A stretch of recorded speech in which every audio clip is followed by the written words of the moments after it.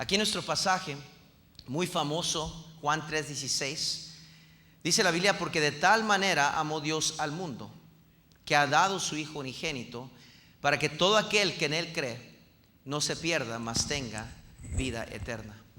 Quiero hablarles en esta mañana por unos breves momentos, si me prestan atención, y pueden encontrarlo y seguirme en su Biblia que les hemos obsequiado.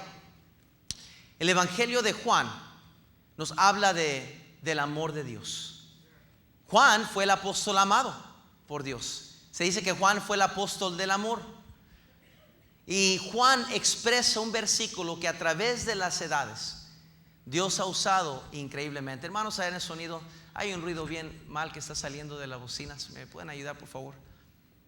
El Evangelio de Juan 3:16 es uno de los versículos más amados y conocidos en toda la Biblia. Es llamado por muchos el texto de oro de la Escritura.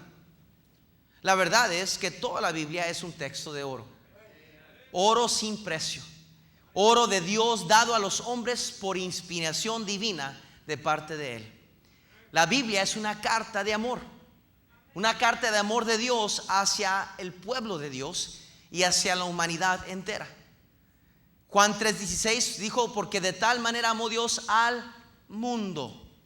Gracias a Dios, porque Dios no es exclusivo. Dios está para todos los que quieren su amor. Este versículo ha sido usado por Dios como el versículo que Dios usaría o usaba para encontrar salvación en Cristo para muchas personas. Este mismo versículo se predicó el día que yo fui salvo, a la edad de 16 años de edad, en una iglesita pequeña. Yo vine como visitante de un amigo y me senté a un lado con su familia, y el pastor de la iglesia se enfermó, no sé qué pasó, no llegó. Y un hermano de la iglesia se tuvo que parar y agarró su Biblia y fue a un pasaje que conocía, Juan 3:16, y comenzó a predicar lo mejor que él pudo, predicar este tremendo versículo del amor de Dios. Y recuerdo como un jovencito de 16 años de edad, con un hogar problemático, con padres separados, con hermanos no de buen ejemplo, todos en problemas, yo buscando la satisfacción en las cosas de este mundo y los placeres. Pero ese día estaba sentado ahí y se me predicó de que Dios me amaba a mí tal y como yo era, y que en Él podía encontrar la salvación. Y recuerdo cuando llegó el momento de la oración, yo sentí que algo me jalaba del corazón, algo me decía: yo te estoy hablando a ti, Andy. Y yo sentía que era Dios diciéndome, y yo pasé enfrente y yo recibí a Cristo como mi Salvador a la edad de 16 años de edad. Un día, ¿qué sabe un joven de 16 años? Todo es un juego. Un joven de 16 años no toma nada en serio, un joven de 16 años. Pero ese día Dios quebrantó mi corazón, y doy gracias a Dios por ese día. Me lo recuerdo como que si fue apenas ayer. No hay otro día que se compara a ese día. Tengo bonitos días en mi memoria. El día que conocí a mi esposa, el día que me casé con mi esposa, el día que tuve a cada uno de mis hijos. He tenido 25 hijos, 6 hijos. Y cada uno de ellos ha sido una bendición de saber que ahora Dios nos dio una criatura. Recuerdo el día que me entregué a servir a Dios. Qué bonito día. Pero nada se compara con el día que me encontré por primera vez con mi Salvador. Dios usó este mismo versículo cuando dice: porque de tal manera. No indica ignorancia. Hermano Farfán, muchos han malentendido este versículo. Muchos hemos dicho, incluso yo he sido culpable de esto. Cuando Juan dice: porque de tal manera amó Dios al mundo, hemos hasta dicho: es que no pudo describir el amor, Juan. Y aunque es verdad, el amor de Dios es tan profundo que no se puede llegar a limitar, no se puede llegar a su fin. Es tan profundo que nunca llegaremos a conocer completamente el amor de Dios. Pero cuando Juan dice aquí: porque de tal manera, estaba refiriéndose a una explicación. En griego el versículo comienza con la expresión o la palabra gar, que se utiliza para explicar una declaración anterior. Cuando se usaba esta palabra, era una denotación o una explicación de lo que acá se acaba de decir. Y por eso se usa la expresión porque de tal manera. Después vemos en el versículo 14, unos versículos antes del 16, el por qué. Juan dice porque de tal manera. Fíjese en el versículo 14. Y como Moisés levantó la serpiente en el desierto, así es necesario que el Hijo del Hombre sea levantado. Después que los israelitas fueron llevados de la esclavitud de Egipto al desierto de Sinaí, muchos de ellos comenzaron a murmurar contra Jehová. Y en consecuencia el Señor envió serpientes venenosas entre ellos como un modo de castigarlos. Cuando el pueblo reconoció su pecado y pidió liberación de Moisés y de Dios, Dios instruyó a Moisés que hiciera una serpiente de bronce y ponerla sobre una asta. Cualquier persona que miraba esa serpiente de oro iba a ser aliviado de mortandad, iba a recibir vida. Y fue usado como un símbolo esa serpiente. Es interesante que la cura deseada no se realizaba con un símbolo divino. No descendió un ángel del cielo. Sígame, por favor. No fue algo majestuoso que trajo alivio a la necesidad del pueblo, sino una serpiente. Una serpiente como los que le habían picado a ellos mismos. Lo mismo que le estaba causando mortandad. Míreme, lo mismo que lo estaban matando y estaban con el gran dolor de las picadas y estaban en agonía. Dios usó aquello mismo como símbolo de su sanidad. Este incidente de la serpiente fue un tipo de la muerte de Cristo. Es decir, se trataba de un símbolo o figura. Vayan a Lucas 11:30, por favor. Lucas 11:30. Síganme, por favor. No es largo, pero quiero enseñarles una verdad esta mañana. Lucas 11, versículo 30. Ayuden a los visitantes a encontrar el libro de Lucas, y ahí el capítulo 11 y el versículo 30. Capítulos son los números mayores y luego los versículos son los números pequeños, ¿verdad?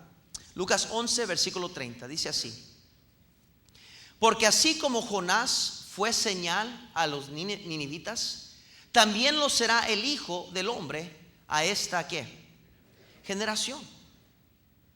So Dios escoge usar la cruz como señal a esta generación. Jesucristo, por el plan divino de Dios, el Padre, de la redención o da la redención, debía morir en una forma en la cual Él sería levantado. Dice Juan 12:32, voy a leer corriendo eso ahí. Juan 12:32 dice lo siguiente. Dice así. Dice: y yo, dijo Cristo, si fuere levantado de la tierra, a todos atraeré a mí mismo. Fíjese, yo siempre pensaba de que hay que levantar y exaltar a Cristo, y esa es la verdad. Dios nos enseña que hay que exaltar a Cristo, y nadie más hay que exaltar, solamente Cristo. ¿Cuántos estarían de acuerdo? Amén. Es verdad. Pero cuando Cristo dijo este versículo, lo que Él estaba diciendo es: cuando yo fuera levantado de la tierra, es decir, cuando yo me eleven de la tierra en esa cruz, yo voy a traer a todos hacia mí. ¿Por qué? Porque esto ocurrió, hermanos, con la muerte del Señor en la cruz. La cruz era un símbolo de maldición. Aquella misma maldición que el pecado trae sobre nosotros, que nos lleva a borracheras, nos lleva a infidelidades, en adulterio y todo lo malo de este mundo, malas palabras, vidas destrozadas, matar a gente y todo lo malo que a veces decimos o vemos o hacemos. Era el mismo símbolo que se usó para crucificar a nuestro Salvador. Dice Juan 8:28. Juan 8:28. Juan 8:28. Juan 8:28. Les dijo pues Jesús: cuando hayas levantado al Hijo del Hombre, entonces conoceréis que yo soy, y que nada hago por mí mismo, sino que según me enseñó el Padre, así que hablo. ¿Qué símbolo más interesante? Fue verdaderamente una muerte injusta. Sobre aquella cruz de maldición colgó un cordero sin mancha, perfecto, sin pecado, colgando sobre un madero, una madera en forma de maldición. Qué tremendo retrato, qué reflejo más grande pudiera ser. Algo que llamaría la atención a todo mundo, porque es nuestra misma maldición, nuestro mismo pecado que crucificó a nuestro Salvador. Que cuando la gente mirara la cruz se recordara sobre toda cosa nuestro pecado. Yo creo por eso Dios escogió esa muerte, para hacer bien claro que son tus pecados y son mis pecados, por cual el Hijo de Dios colgó y dio su vida. No lo hizo majestuosamente, no lo hizo sobre una carroza del cielo, lo hizo sobre una cruz, para que todo el mundo supiera: aquel pecado que te agobia, aquel pecado que te está destruyendo, fíjate en lo que Cristo hizo por ti. Qué símbolo, qué retrato más perfecto para el pecador, maldecido por su propio pecado, de poder mirar un símbolo que representa nuestros pecados y nuestra redención. Qué amor, maravillosa gracia, que nos puso puso mis pecados sobre la cruz junto con Él. Yo debía esa cruz. Yo tenía que morir en esa cruz. Yo soy el pecador. Yo peco voluntariamente. Yo miento. Yo escojo decir algo malo. Yo pienso mal. Yo disfruto el pecado. Yo pequé. Y yo merecía esa cruz. Pero Dios, dice la Biblia, que tomó nuestro lugar sobre aquella cruz. Qué precioso retrato de amor. Quizás por eso Juan dijo: porque de tal manera amó Dios al mundo. El objeto de todo esto fue: todo aquel que en Él cree tiene vida eterna. Fíjese ahí, regresando a Juan 3, por favor. Juan 3, versículo 15. Juan 3, versículo 15. Para que todo aquel que en Él cree no se pierda, mas tenga ¿qué? Fíjese cómo dice: para que todo aquel que en Él cree no se pierda, mas tenga vida eterna. La vida eterna se encuentra solamente en Cristo Jesús. 2 Timoteo 2:10 dice lo siguiente, se lo voy a leer. 2 Timoteo 2:10. Y a propósito, estoy yendo un poco más de escritura, porque yo no quiero que nadie se vaya de aquí diciendo: bueno, es que ahí así creen esa iglesia. Yo quiero que sea entendido y que todos entendamos que lo que se está predicando aquí viene de la palabra de Dios. Y qué importante es eso. ¿Por qué? Porque las iglesias cambian, religiones cambian. Hay un montón de diferentes religiones. Ya ni nadie sabe cuál es la verdadera religión. Pero ¿sabes qué? Hay una cosa. ¿Sabe qué? Hay una cosa que no ha cambiado a través de las épocas, a través de los años y los siglos: la palabra de Dios. 2 Timoteo 2:10 dice lo siguiente. Dice el versículo 10: por tanto todo lo soporto por amor de los escogidos, para que ellos también obtengan la que es en Cristo Jesús, con gloria eterna. Dios dice claramente que la salvación se encuentra en Cristo Jesús. No es por obras. Yo sé que quizás nos han enseñado eso, o asumimos eso, porque pues ¿cómo podemos sentirnos dignos del cielo? Todo el mundo aquí que cree en un Dios sabe que hay que ser buenas personas. Y es verdad, hay que ser buenas personas. Es verdad, hay que hacer buenas obras. Pero la Biblia dice que no es por obras, para que nadie se gloríe. ¿Por qué cree que dice eso cuando dice aquí: por tanto todo lo soporto por amor de los escogidos, para que ellos también obtengan la salvación que es en Cristo Jesús, con gloria eterna? Quiere decir esto, que si la salvación, míreme, si la salvación dependiera de mí, si yo es que logro llegar al cielo por mis méritos, entonces la gloria es mía. Pero dijo Pablo: lejos esté de mí gloriarme más que en Cristo Jesús. Míreme, es bien importante que la única manera de ser salvo es Cristo. Porque si dependiera de mis buenas obras, Y que hay un Dios en el cielo que está marcando cada vez que yo hago algo bueno y dice, ok, bueno, a lo mejor ahora sí va a ir al cielo. Y otro día, uy, se portó mal, voy a borrar eso. Y otro día, bueno, se portó, mira, y le dio dinero a uno que andaba pidiendo, le voy a dar. Si dependiera de mí, le voy a hacer una pregunta. ¿Por qué Cristo murió en la cruz? En vano murió. Si Él se entregó de tal manera en la cruz por nuestros pecados, por el pecado de la humanidad, tomando nuestro lugar, porque nosotros no éramos dignos, no somos perfectos, somos pecadores. Sería como agarrar lodo y querer limpiar lodo. Sigo siendo pecador. Es más, la Biblia dice que mis obras son como trapos de inmundicia. No importa qué tan buena persona yo logre llegar a ser, Dios dice que aún quedo corto. Mis obras todavía están contaminadas con el hecho y la verdad que sigo siendo pecador. Pero solo hubo uno que fue perfecto desde nacimiento, nacido de una virgen, conservado en pureza. El diablo vino y lo atacó, pero él venció al diablo. La humanidad, los fariseos se burlaban de él y le decían que él no era Dios, pero él una y otra vez: yo soy el Hijo del Hombre, yo soy el Hijo de Dios. Y al final su misma carne, porque era 100% hombre y 100% Dios, luchó. Y su carne le decía: no vayas a la cruz, iba a ser muy duro, sabiendo Dios todo lo que iba a acontecer. Y él en el jardín de allí de Getsemaní, sudando gotas de sangre intensamente, porque lo que venía y le esperaba iba a ser tan horrible. Pero él dijo: que no se haga mi voluntad, Señor, sino la tuya. Y se sometió, dice la Biblia, a la cruz. ¿Sabe que el bautismo es un retrato de lo que Cristo hizo en la cruz del Calvario por el pecador? Un pecador que mira hacia la cruz para salvación. Cuando uno se bautiza, es sepultado juntamente con Cristo, porque Cristo murió en la cruz y lo sepultaron. Y al tercer día, ¿qué hizo Cristo? Resucitó.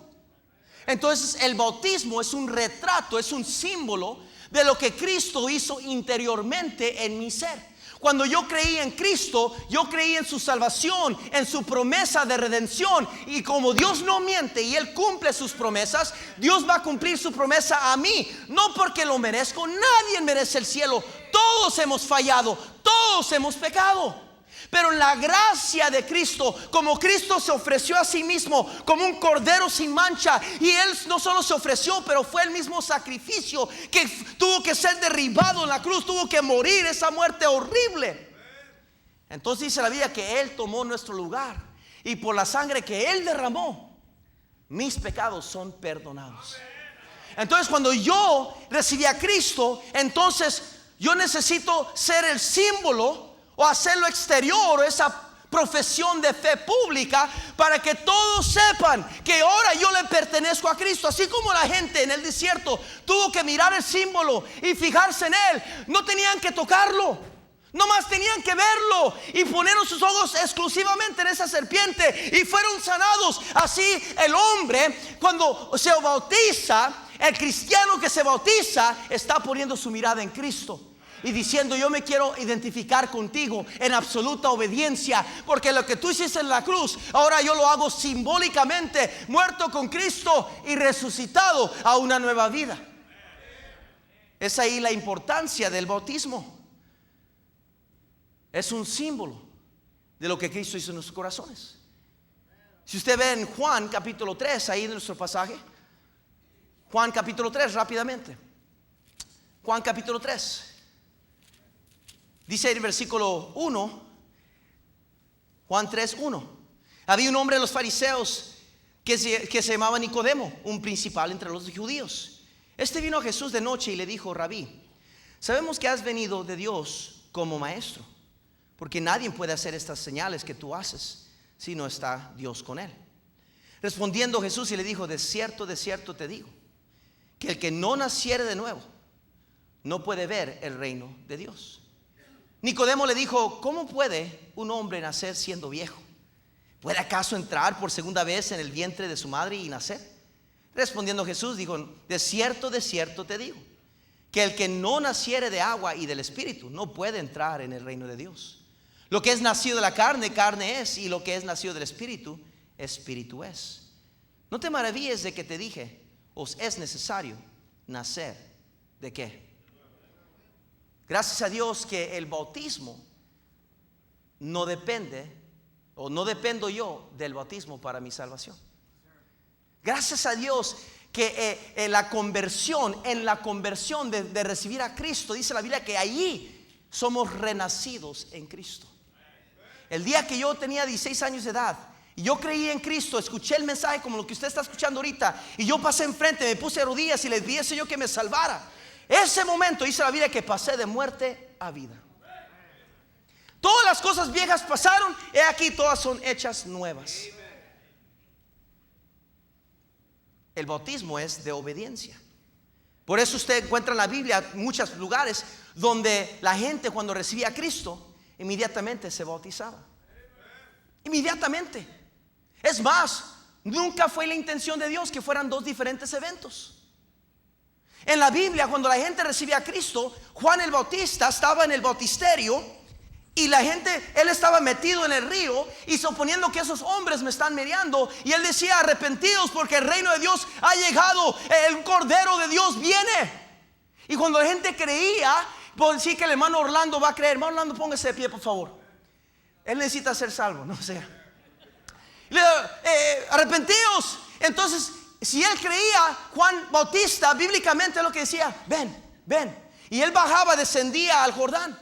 Y aquí en el Jordán no le decía: ¿has recibido a Cristo? ¿Quisieras considerar bautizarte? Era un hecho que cuando la gente era salva se identificaba inmediatamente con Cristo. Eso es lo que bíblicamente enseña el patrón.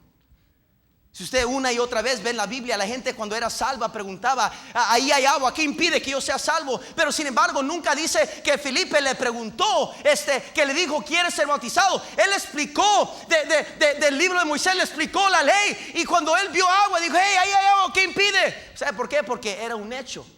Si yo creo en Cristo, voy a identificarme con el Señor.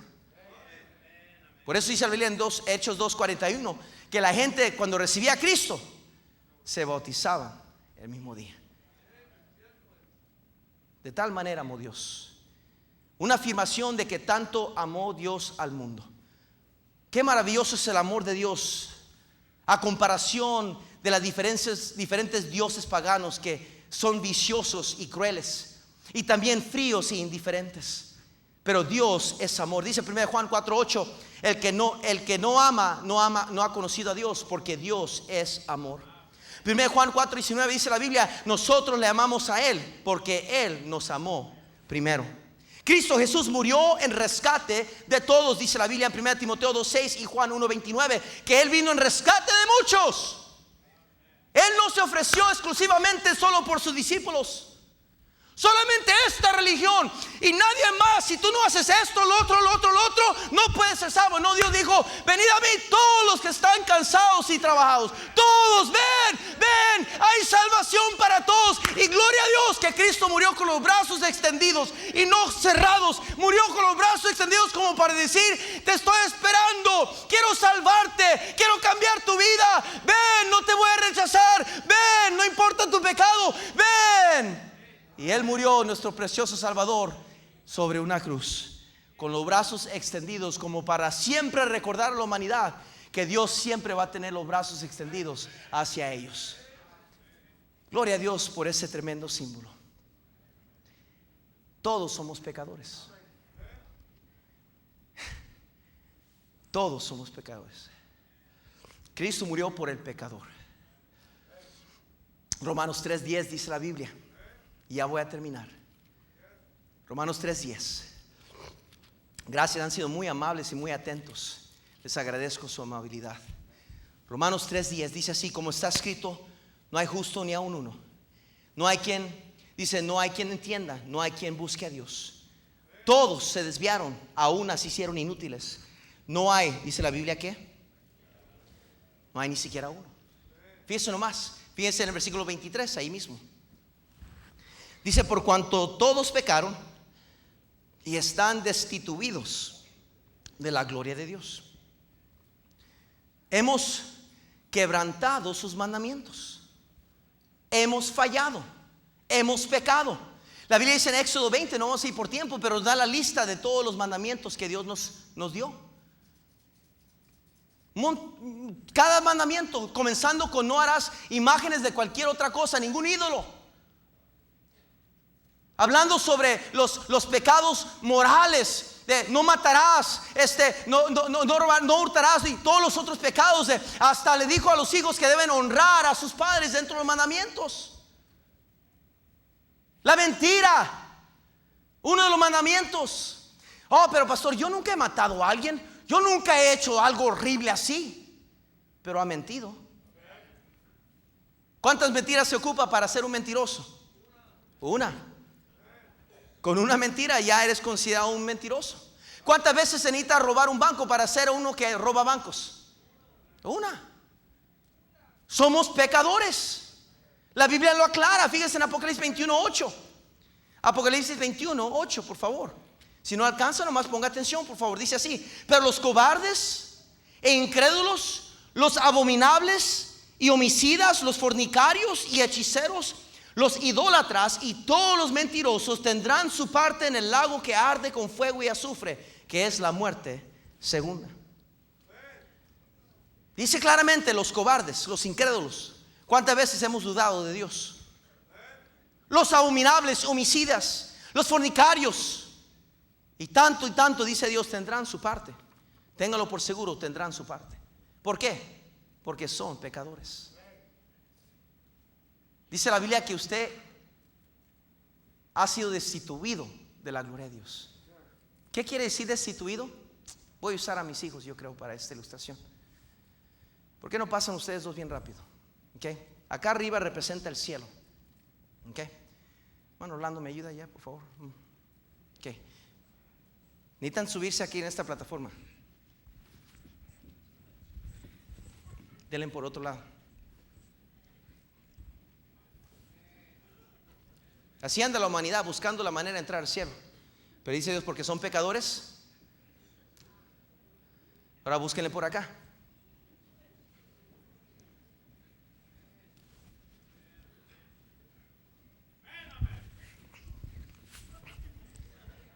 Y le buscan, thank you guys. Y le buscan, pero dice la Biblia que están destituidos. Pero ¿sabe por qué? No es porque Dios es cruel, no porque Dios los condena. El mismo pecado de ellos los condena. Mi pecado, su pecado. Dios dice que no quiere que nadie perezca, sino que todos procedan al arrepentimiento. Dios dio su vida en rescate de muchos, sabiendo que éramos imperfectos pecadores y que necesitábamos, que Él quería entráramos al cielo, pero nuestro pecado nos va a mantener afuera. No importa qué tan buenos sean, no importa qué tantas buenas obras, somos pecadores. Y Dios dice, vas a querer entrar, quisiera que estuvieras conmigo en la eternidad, pero tu pecado no lo puedo soportar, no puedo ver tu pecado, es horrible. Y es el mismo pecado que colgó sobre su Hijo. Por eso dice la Biblia que cuando Él colgaba en la cruz, Dios tuvo que casi darle la espalda así, porque Cristo exclamó y dijo, Dios mío, ¿por qué me has desamparado? Todo nuestro pecado colgaba sobre su Hijo, el pecado suyo y el pecado mío. Todos somos pecadores. El pecador debe un precio por su pecado. Dice Romanos 6:23 que la paga del pecado es la muerte. Y así cuando Adán y Eva cayeron en pecado, fueron destituidos del jardín del Edén, del lugar donde Dios tenía preparado, simple y sencillamente porque desobedecieron. Fueron sacados, murieron espiritualmente, y el diablo mintió: no moriréis, no vas a morir. Y por eso quizás muchos se han detenido de venir a Cristo, porque estás viviendo en pecado y ves no consecuencias. Todavía estoy vivo, todavía tengo una familia, tengo un trabajo, tengo una casita, ha de estar todo bien, pero usted no entiende que el pecado lo está matando por dentro. Y un día dice la Biblia que por su pecado tendrá que ir a un eterno fuego de sufrimiento, que es llamado el infierno de la Biblia. La paga del pecado es la muerte. Acabamos de leer en Apocalipsis 20 que habla de una segunda muerte, el infierno. Por eso dice Juan 3:16, para que todo aquel que le cree no se pierda. No quiere Dios que nadie vaya al infierno. El infierno nunca fue creado para nosotros, fue creado para Satanás y los tercera parte de ángeles que lo traicionaron a Dios y tuvo que sacarlos del cielo, dice la Biblia eso, y preparó aquel lugar para ellos. Pero como el hombre decidió pecar voluntariamente, y como Dios es un Dios justo, todo pecador, dice la Biblia, la paga del pecado es la muerte. Pero Cristo pagó nuestra deuda. Romanos 5:8 dice, mas Dios muestra su amor para con nosotros en que siendo aún pecadores, Cristo murió por nosotros. Cristo tomó mi lugar. Él sustituyó mi lugar. Lo que yo debía, Él lo hizo, porque de otra manera no tuviera salvación. Romanos 5:8 dice lo siguiente, mas Dios muestra su amor para con nosotros en que siendo aún pecadores, Cristo murió por nosotros. Romanos 3:24 dice la Biblia así, siendo justificados gratuitamente por su gracia mediante la redención que es en Cristo Jesús. Romanos 5:1 dice la Biblia así, justificados pues por la fe tenemos paz para con Dios por medio de nuestro Señor Jesucristo. Romanos 8:1 dice la Biblia así, ahora pues ninguna condenación hay para los que están en Cristo Jesús. La Biblia es bien clara que la única manera de ser salvos, ir al cielo, es a través de Cristo Jesús. Él tomó nuestro lugar. La Biblia dice, mas la dádiva de Dios es vida eterna. Y esta es la condenación, que la luz vino al mundo y los hombres amaron más las tinieblas que la luz, porque sus obras eran malas. La condenación suya no va a ser que usted es una mala persona. La condenación suya, según la Biblia, es que Cristo vino y le ofrece salvación y usted rechaza ese regalo. Usted rechaza ese regalo. Dice la Biblia ahí claramente, y esta es la condenación, que la luz vino al mundo y los hombres amaron más las tinieblas que la luz, porque sus obras eran malas. Pablo lo dijo de esta manera, así que arrepentíos y convertíos Pedro dijo, para que sean borrados vuestros pecados, para que venga de la presencia del Señor tiempos de refrigerio. Sus pecados pueden ser perdonados y borrados. 2 Corintios 5:17 dice, de modo que si alguno está en Cristo, nueva criatura es. Las cosas viejas pasaron, he aquí todas son hechas nuevas. Porque de tal manera amó Dios al mundo. Porque de tal manera amó Dios, ponga su nombre. Porque de tal manera Dios le amó a usted. No tiene que seguir con esa duda. Es bueno que vino a la iglesia, es bueno que cree y tiene quizás una religión, pero le pregunto en esta mañana, si muriera usted hoy, ¿estaría usted 100% seguro que iría al cielo o iría al infierno? No, pues pastor, eso nadie sabe, solo Dios sabe. Dios sabe que hay un cielo e infierno. Por eso Él mandó a su Hijo a morir por nosotros, para que usted tome el paso de fe y creer en su Hijo para salvación, porque de otra manera no puede ir al cielo. Cristo lo dijo claramente, yo soy el camino, la verdad y la vida. Nadie, no importa que sea un hombre pastor, sacerdote, un hombre pobre, un hombre rico, dice, nadie puede ir al Padre sino por Él. La única manera de ir al cielo es a través, porque de tal manera amó Dios al mundo, que ha dado su Hijo unigénito, para que todo aquel que en Él cree no se pierda, mas tenga vida eterna. El que tiene al Hijo, dice la Biblia, tiene la vida. Y usted puede ir hoy, como yo me fui ese día, de 16 años, sabiendo que vas a ir al cielo. ¿Por qué? No porque usted es bueno, sino que usted puso su fe y confianza en aquel que sí es bueno, aquel que murió por usted. Padre Santo, bendice esta invitación. Obra con poder, Señor. Toma control de cada persona, cada corazón, cada mente, Señor.